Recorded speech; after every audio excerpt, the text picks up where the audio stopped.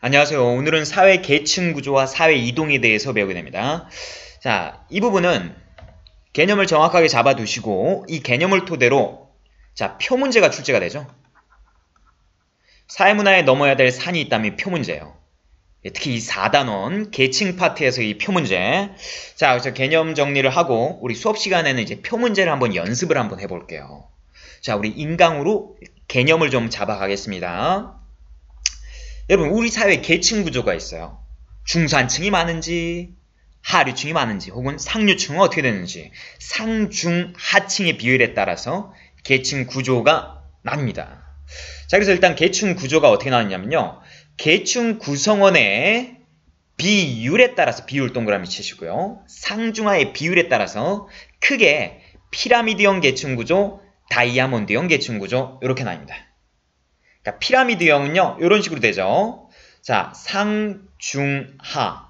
어떻습니까? 하층으로 갈수록 많아지는 사회. 상층으로 갈수록 적은. 자, 이거 언제 이런 거 많았어요? 과거 신분제 사회 그랬죠. 조선시대 어땠습니까? 사농공상의 신분제였죠. 인도에 무슨 제도 있었죠? 카스트 제도. 브라만, 크샤트리아, 바이샤, 수드라 형태로 피라미드형 형태로 나눠집니다. 보통 후진국이나 신분제 사회에 이 피라미드형 계층 구조가 많았죠. 이건 빈부격차가 어때요? 크죠. 상층이 적고 하층이 많으니까. 그래서 이 형광펜 칩니다. 사회 불안정형이에요. 가끔가다 어떤 학생이 선생님 이 삼각형이 좀 안정적이잖아요. 너 안 넘어지니까 안정형 아니에요? 이렇게 해석하는데 그러면 안 됩니다. 우리 사회의 건강함, 빈부격차가 작은 정도 이런 게 안정적이란 얘기예요. 그래서 이건 사회 불안정형 기억을 해두시고, 다이아몬드형 계층 구조 이거 어떻습니까? 중산층이 제일 많아요. 중산층이 많은 복지국가가 이렇게 잘 돼 있죠. 그리고 산업사회, 우리 산업혁명이 되면서 이 피라미드형 계층 구조가 다이아몬드형 계층 구조로 하층에서 중층으로 많이 올라왔거든요. 그래서 산업사회가 되면서 이제 다이아몬드형 계층 구조의 길이 열렸다, 이런 표현을 쓰거든요.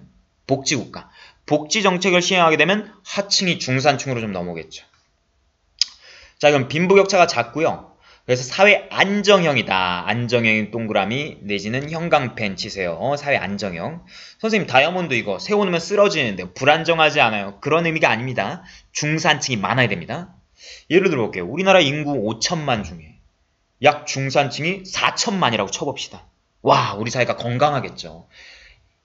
이 중산층이 많이 있으면 이 중산층이 소비를 통해서 공장의 재고가 줄면 일자리가 창출이 될 수가 있어요. 건전한 사회는 중산층이 많아야 된다. 다이아몬드형 계층 구조가 바람직한 계층 구조입니다. 자, 일단 계층 구조 구성원의 비율에 따라서 피라미드형하고 다이아몬드형 이렇게 나눴어요. 자, 그 다음에 기타 구성원의 비율. 이것도 이제 수능에 잘 나오죠. 보통 피라하고 다이아몬드만 알았다면 나머지 계층 구조도 알아야 됩니다. 일단 첫 번째, 원통형 계층 구조가 있어요. 뭐처럼 생겼으니까 원통형. 그래서 여기 상층, 중층, 하층이 이렇게 돼 있거든요. 자, 그래서 상층 33.3%, 하층도 33.4%, 중층도, 하층도 33.3%. 이게 똑같이 나눠 있는 거예요. 3분의 1씩 나눠 있어요. 똑같이 나눠 가졌으니까 이거 평등한 사회다 이러면 안 됩니다. 상중하가 존재하니까 이거 불평등 사회입니다. 요거 주의하세요.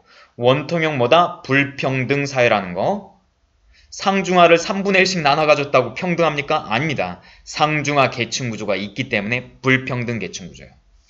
자, 그 다음에 역삼각형 계층 구조. 이거 특이하죠? 이거 상층이 제일 많아요. 그 다음 중층, 하층이 제일 적고. 이런 게 과연 있을까요?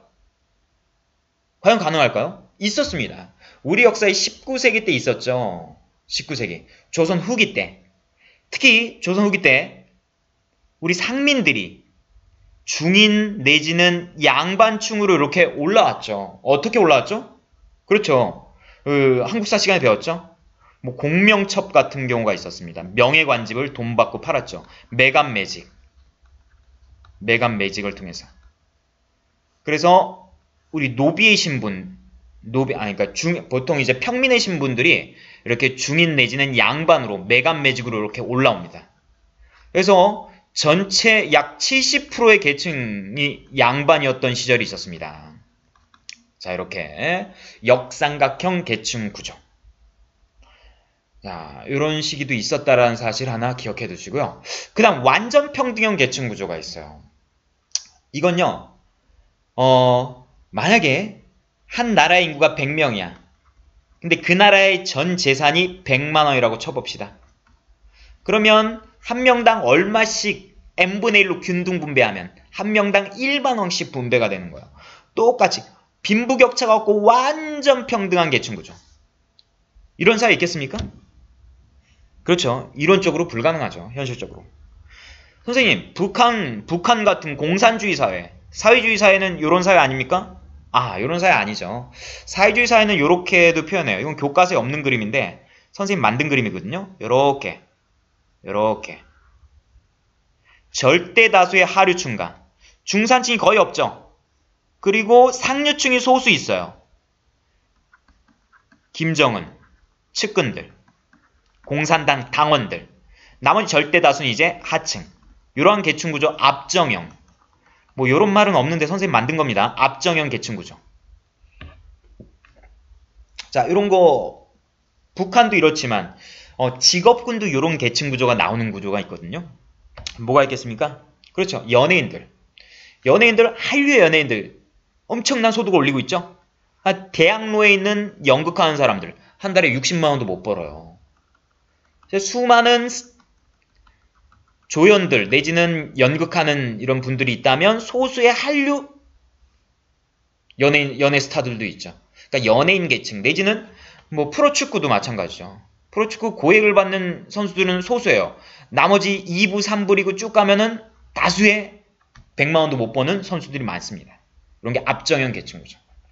자, 그 다음 중요합니다. 모래시계형 계층구조, 타원형 계층구조 이거 많이 나와요. 자, 이 둘 다의 공통점이 일단 정보화 사회가 됐을 때 나타날 수 있는 계층구조예요. 정보화 사회가 되면서 낙관론에서 보는 계층구조예요. 이건 자 중산층이 적을까요? 많을까요? 많아요. 이건 중산층이 보통 80% 이상일 때 타원형 계층구조라고 봅니다. 아주 이상적이겠죠? 여러분 정보화 사회가 되면 좀 빈부격차가 커질까요? 아니면 평등해질까요? 빈부격차 작아질까요? 그러니까 정보화 사회의 낙관론자들은 빈부격차가 작아진다고 봐요. 왜 그렇게 볼까요? 정보에 대한 접근성이 누구에게나 아주 평등하게 열려있다 이거야. 과거에는 뭐 백과사전이라는 책자를 소유한 사람만이 고급 정보나 지식을 접근할 수 있었어요. 백과사전 전집으로 구하면 과거에 꽤 비쌌거든요. 이런 문화적 자본을 소유한 사람만이 지식을 향유할 수 있었어요. 하지만 최근에 어때요? 인터넷만 키면 네이버 지식 검색으로 누구나 다 고급 정보를 다 누릴 수 있다 이거예요. 그러니까 정보 접근에 있어서는 굉장히 평등해졌다. 그렇기 때문에 중산층도 많아질 것이다.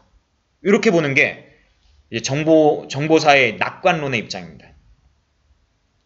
그러면 모래시계형은요, 정보화사의 비관론의 입장이에요. 오히려 정보화 사회가 되면 될수록 양극화가 커질 수 있다. 그러니까 예를 하나 들어볼까요? 얼마 전 이세돌하고 지금 바둑으로 한 번 붙은 구글의 인공지능이 있었죠. 이게 뭐였죠? 알파고였죠. 알파고랑 이세돌이 붙어가지고 앞으로 인공지능이 인류를 위협할 수도 있다.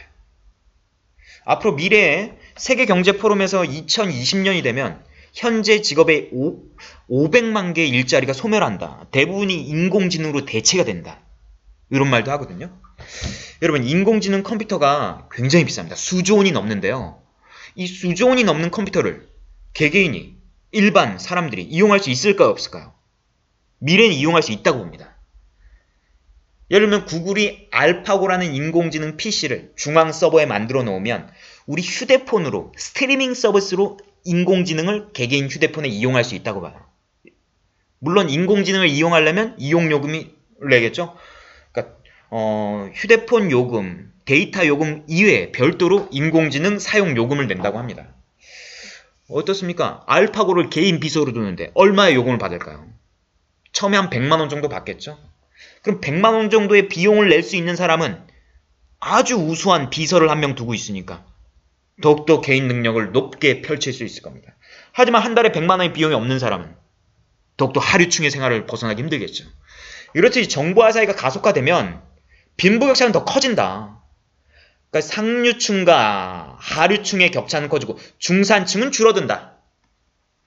이렇게 보는 게 이제 모래시계형이에요. 자, 모래시계 포인트. 자, 중산층이 제일 적다. 이게 포인트입니다. 자, 그래서 계층 구성원의 비율에 따라 피라미드형, 다이아몬드형, 또 기타 구성원의 비율 이런 식으로 나뉩니다. 자, 그러면 일단 오늘 강의는 여기서 끊고요. 우리 다음 시간에 우리 계층 구조가 이제 변하는 이동, 계층이 이동하는 원인에 대해서 배웁니다. 상승 이동, 하강 이동, 세대 간 이동, 세대 내 이동. 자, 이런 부분을 해보겠습니다. 자, 오늘 강의 여기서 마치겠습니다.